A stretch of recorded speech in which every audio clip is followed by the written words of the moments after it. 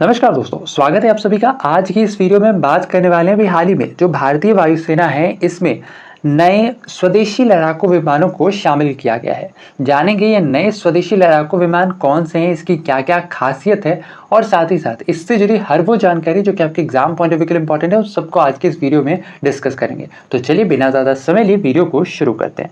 सबसे पहले जानते हैं सुर्खियों में क्यों है, लेकिन इसको बताने से पहले थोड़ा सा आपको फ्लैशबैक में ले चलते हैं। बात है वर्ष 1999 की, जब करगिल वॉर चल रहा था।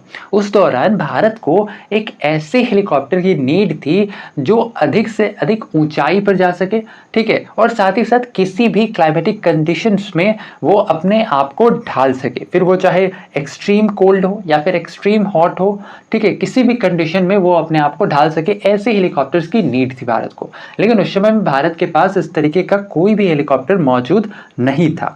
और अभी हाल ही में स्वदेश निर्मित एक लाइट कॉम्बैट हेलीकॉप्टर, इसे भारतीय वायुसेना में शामिल किया गया है।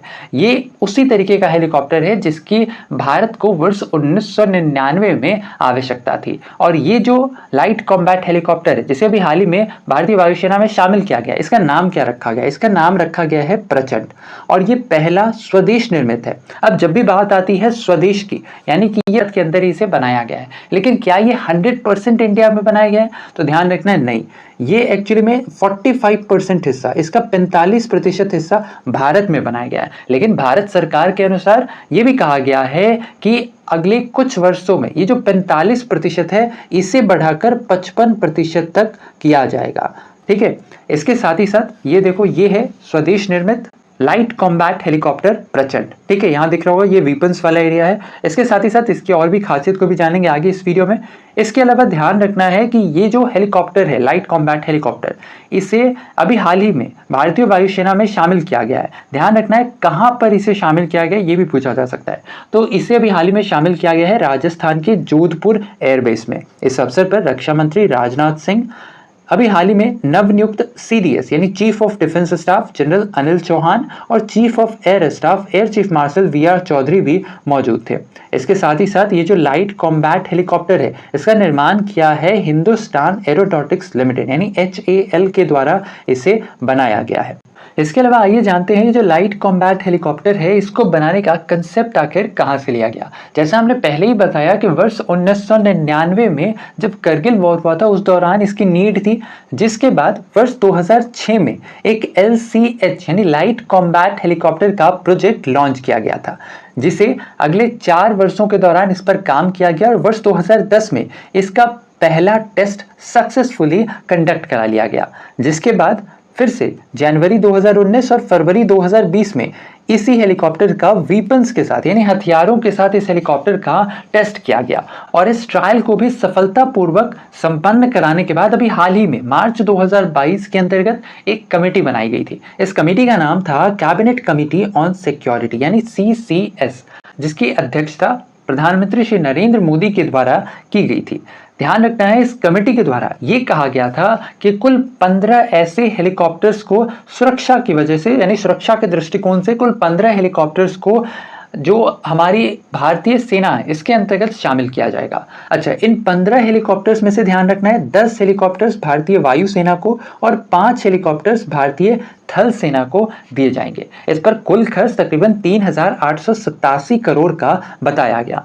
साथ ही साथ यह भी कहा गया कि 31 मार्च 2023 तक कुल 6 light combat helicopters Indian air force को प्रोवाइड करवा दिए जाएंगे।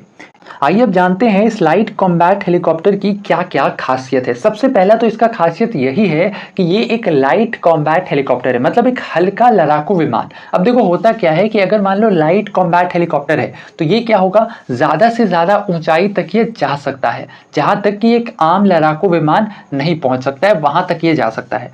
साथ ही साथ इस लड़ाकू विमान के अंतर्गत यानी ये जो लाइट कॉम्बैट हेलीकॉप्टर है, ये किसी भी क्लाइमेटिक कंडीशन में अपने आप को इजीली ढाल सकता है। इसके साथ ही साथ ये जो लाइट कॉम्बैट हेलीकॉप्टर है, इसका कुल वजन 5,800 किलोग्राम बताया गया है। इसके साथ ही साथ इसकी जो गति होगी वह 268 किलोमीटर प्रति घंटे की गति से ये उड़ सकता है, और साथ ही साथ इसके उड़ने की क्षमता जो है वो किसी नॉर्मल हेलीकॉप्टर्स के मुकाबले 3 घंटे ज्यादा होगी।